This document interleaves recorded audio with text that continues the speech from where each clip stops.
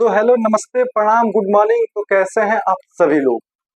मैं आपका राम और एक बार फिर से आप सभी का स्वागत करते हैं अपने यूट्यूब चैनल बाय वाला राम पे।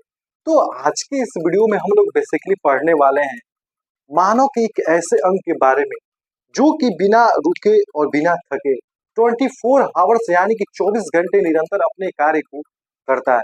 यानी कि आज हम बात करने वाले हैं हृदय के बारे में, मतलब कि हार्ट के बारे में, दिल के बारे में। तो आइए सबसे पहले हम लोग हार्ट के बारे में जानते हैं।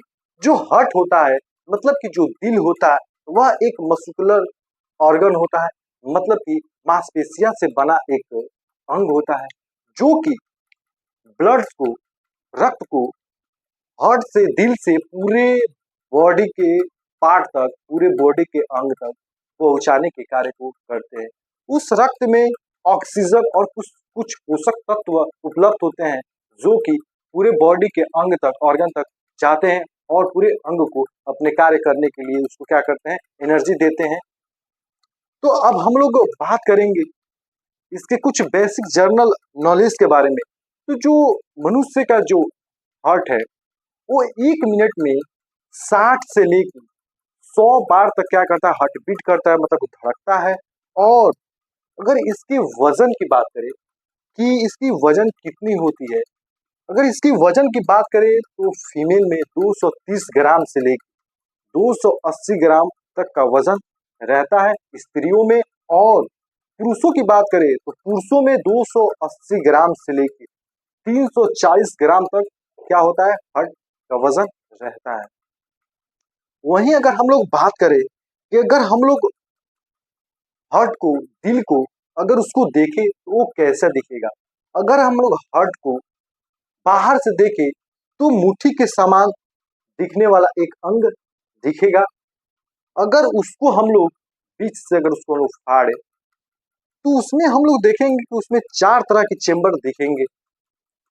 जो 2 चेंबर बाएं ओर होगा और जो 2 चेंबर होगा वो दाएं ओर होगा। मानव के हार्ट में 4 चेंबर होते हैं, जबकि मेढक और मछलियों में कुछ अलग ही होते हैं। मेढक की अगर हम लोग बात करें तो मेढक में 3 चेंबर होते हैं। एक एक जो होता है दाया आलिद होता है, और दूसरा जो होता है बाया आलिद होता है, तीसरा जो होता है वो निलय होता है। मतलब कि जो मेढक होते हैं उनमें सिर्फ 3 ही चेंबर होते हैं। और मछली की अगर हम लोग बात करें तो मछली में 2 चेंबर होता है, एक आलिद होता है और एक निलय होता है। यहाँ पे देखिए हम लोग एक रफली डायग्राम हम बनाए हैं मानव के हार्ट का। यहाँ पे देखिए आप लोग को 4 चेंबर दिख रहा होगा, 1 2 3 4। जो 2 है वो दाएं साइड में है और जो 2 है वो बाया साइड में है। सॉरी, यहाँ पे गलती हो गई, बाया।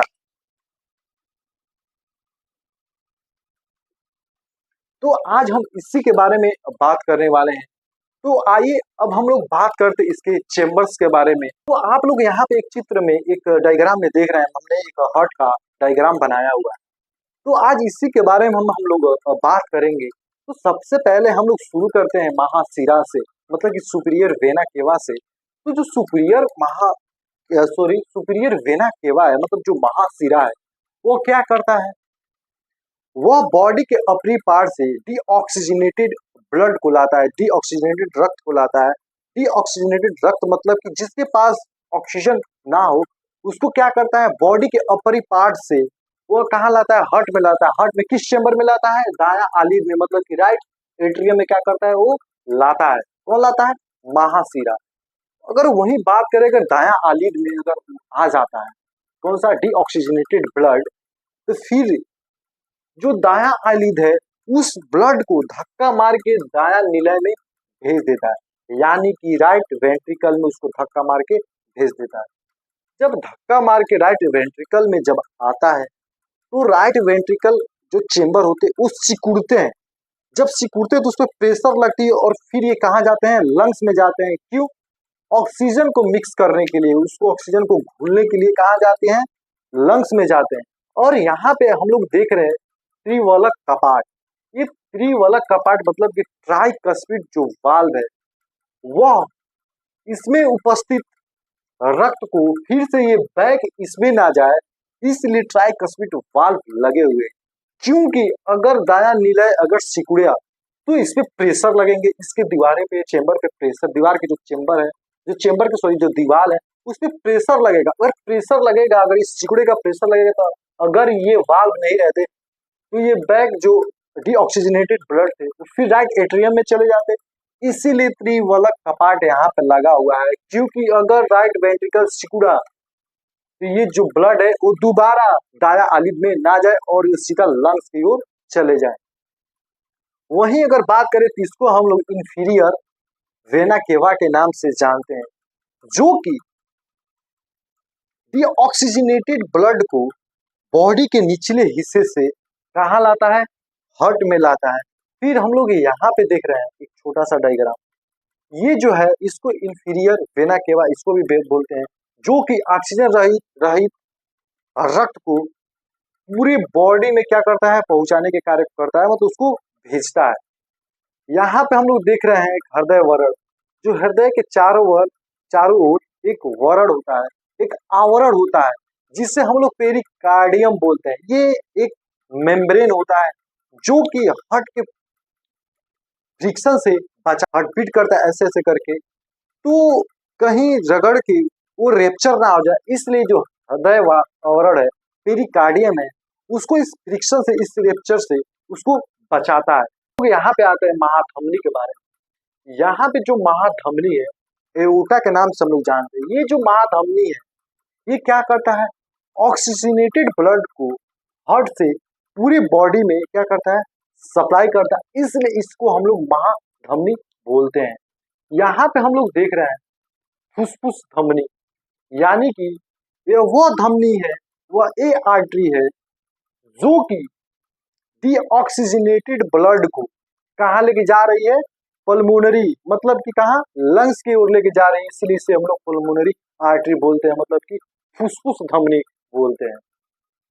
यहाँ पे हम लोग देख रहे हैं दो यहाँ पे बना हुआ है, तो यहाँ पे जो दो है ये है फुसफुस सीरा, मतलब कि पल्मोनरी वेन। यहाँ पे वेन ये क्या कर रहा है, ऑक्सीजनेटेड ब्लड को क्या कर रहा है, लंग्स से लाने के कार्य को कर रहा है। यहाँ पे वेन जो होता है वो मेनली डीऑक्सीजनेटेड ब्लड को ढोता है, लेकिन यहाँ पे हार्ट में पल्मोनरी केस में एक एक्सेप्शन है, मतलब ये एक अपवाद है। यहाँ पे जो वेन है वो क्या कर रहा है, ऑक्सीजनेटेड ब्लड को हार्ट में लाने के कार्य को कर रहा है।